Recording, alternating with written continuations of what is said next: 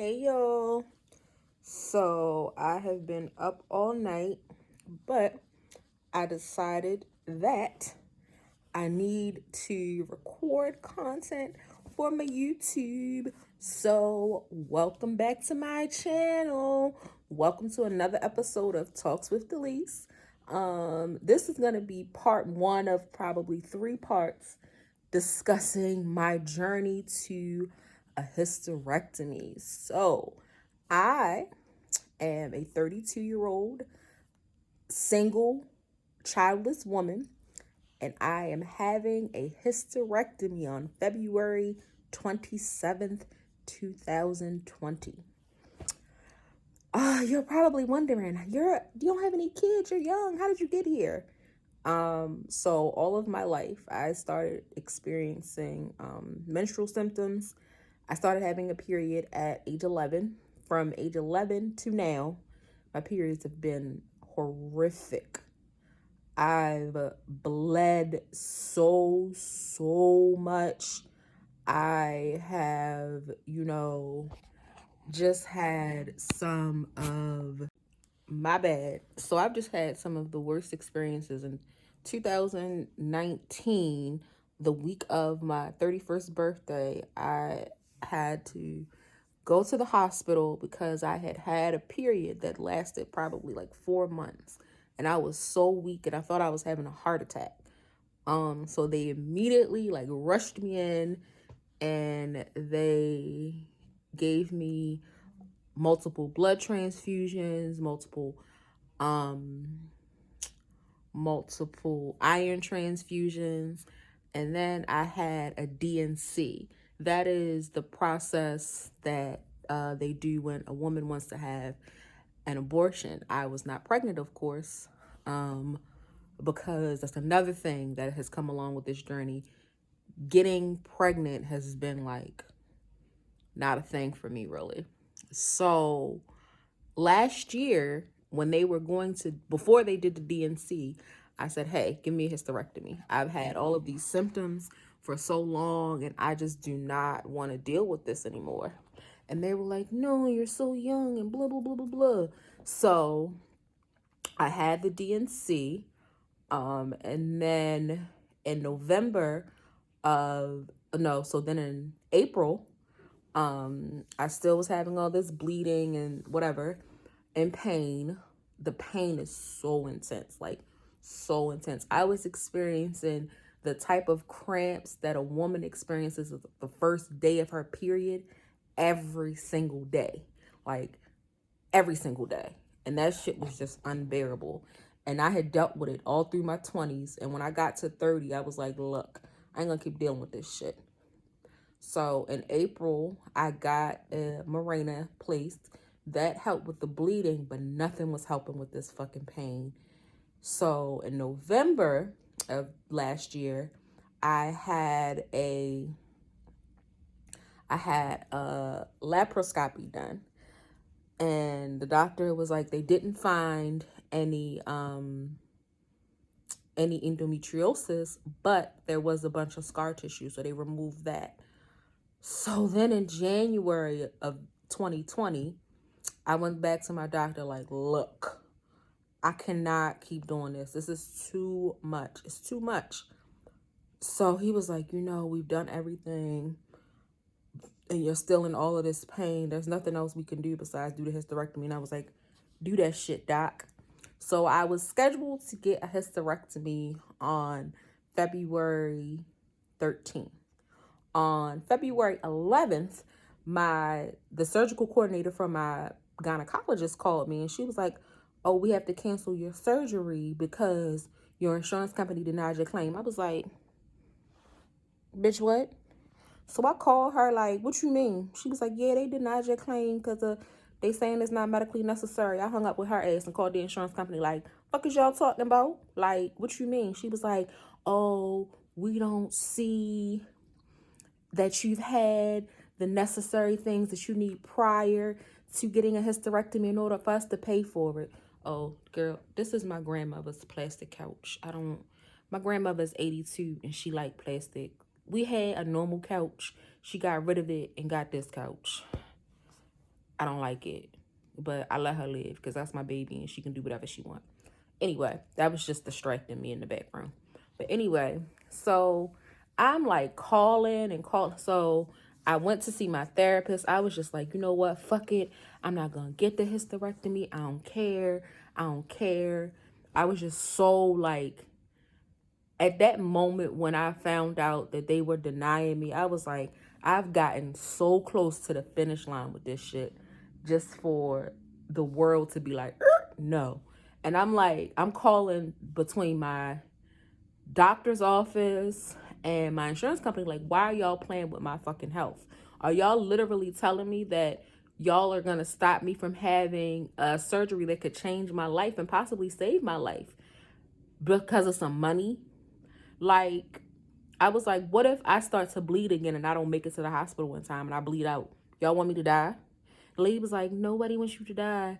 So after the insurance company's bullshit, I called my doctor's office back, had to get them to file an appeal. They did that the next day. But in the meantime, I called the hospital's social work department. They told me they couldn't help me. So they referred me to the financial services department. Then they said because I have insurance, they can't help me. I was like, what kind of bullshit is this? So February 13th comes and goes, no hysterectomy. And I'm just like, oh my God. I was in such a bad headspace. I was just like so distraught and so defeated. I was so damn defeated because I was like, I'd done everything else that they wanted me to do. I didn't want to get a DNC, but I got it. I didn't want to get a laparoscopy, but I got it because I knew that it would help me get to this point, and y'all still ain't giving it to me. So then when I found out the reason why they denied me, y'all, I was fucking hot. So they denied me getting a hysterectomy because they said they couldn't see that it was medically necessary. I was like, so y'all telling me they wanted a piece of paper from my doctor that said I had a DNC and a laparoscopy prior. I'm like, why the fuck do y'all need a paper from a doctor when I've used this insurance to pay for it? Y'all can look at my past authorizations and see that. Y'all telling me y'all stopped me from getting me my fucking surgery because y'all didn't have a fucking piece of paper from a doctor when I used this insurance to pay for those other fucking surgeries? So I'm calling, doing all this. I keep calling. I'm talking to different people at the insurance company. Like, come on, what can I do? What can I do? What can I do? And then, so yesterday was the 20th. The 20th of February, I went back to my gynecologist and was like, look, what else can we do? He was like, there's nothing else to do. The only option that is going to, cure your pain is a hysterectomy. And he was like, we're going to keep fighting for you. We're going to keep calling the insurance company. I was like, okay. So he was like, I'm going to prescribe you a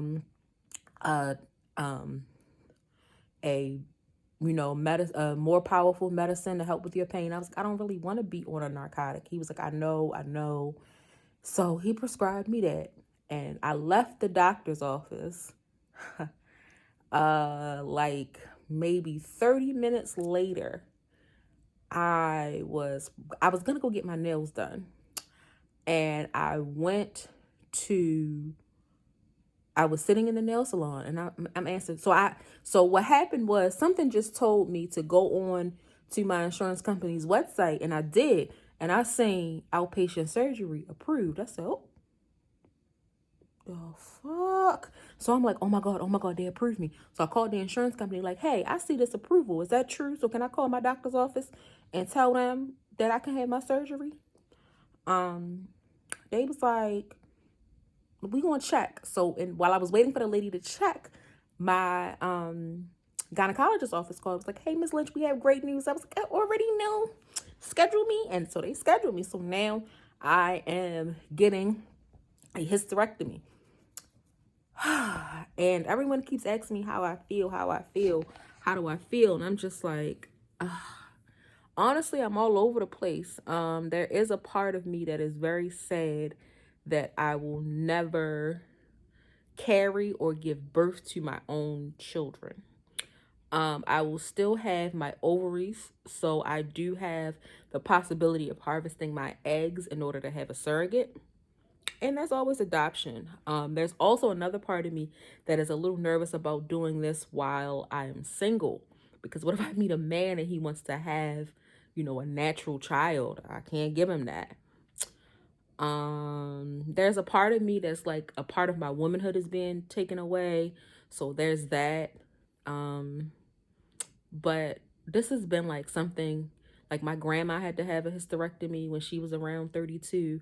My aunt had to have one when she was around 32. So there's something in our family lineage that just heavy, intense bleeding and pain or just something that's in our whatever.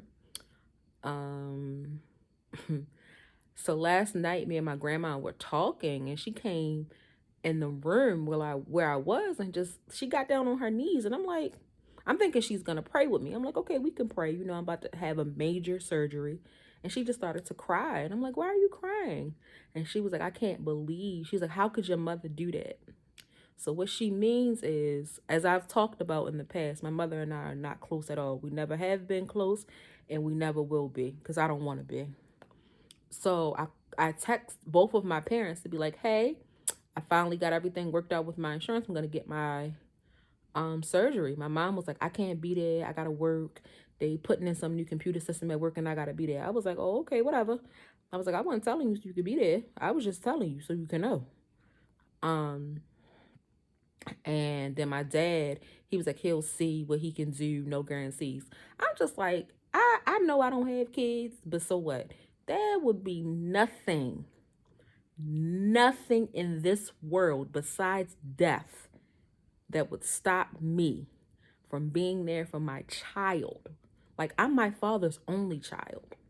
So you telling me you're not going to be there when your only child has a major operation? Mind you, when I had the DNC that I had, remember, I wasn't pregnant, but I had to have that. Parents weren't there. When I had the laparoscopy, parents weren't there. So now I'm about to have a third operation in the course of a little over a year. My parents probably won't be there. And I'm just like, and the fact that it made my grandmother cry was just, it broke me down. Me and my grandmother are very, very similar in our personality types. We do not cry. Like, we just don't fucking cry. So to have my grandmother cry about that, like the lack of parental support, especially from my mother, because my grandmother is my mother's mother. She don't care about my father, whatever. But like, my mother has never, ever, ever been close to me. But it's just like, you would think during this time she would want to be there for me, but she don't. And honestly, I am like, I'm good. I don't really want her there. I don't really want her energy around me when I wake up. I really just don't. I need positive, good energy. Like, the first face I want to see when I come back to is Lucille. That's my grandmother's name. I have her name tattooed. Can y'all see it? I'm using my front facing camera. I think y'all can see this right there. So yeah. But this video might have been a little bit all over the place, but I wanted to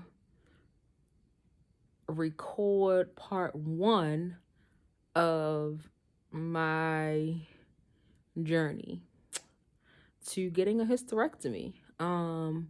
Part 2, I will probably do the night before surgery, and the day of surgery. And then part 3 will probably be how I'm feeling afterwards. Okay, you guys, this has been another edition of Talks with Delise, my journey to getting a hysterectomy as a 32-year-old single woman with no children. Okay, don't forget to like, comment, and subscribe to my channel if you have not already. Bye, y'all.